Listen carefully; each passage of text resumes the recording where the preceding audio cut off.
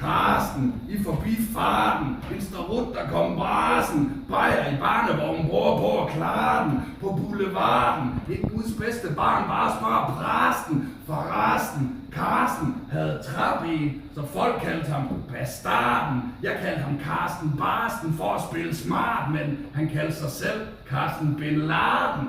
Selvom hans efternavn var Larsen, han var lige kommet ud af rasten og var helt fra den. Da han skulle riste tobakken, gik der ild i cigaretten, så blev han rasen, tog kvælertag for kammeraten. Bundede snapsen, sagde tak for i aften, snuppede en lur på madrassen og gik glip af resten. Jeg snuppede Karsten Barstens trappe, gav ham en på frakken, så tog han benet på nakken, hoppede ned ad bakken og stenede i parken. Sagen blev droppet, han gik menet i retten, og løj om han ikke engang havde haft træbenet fra starten.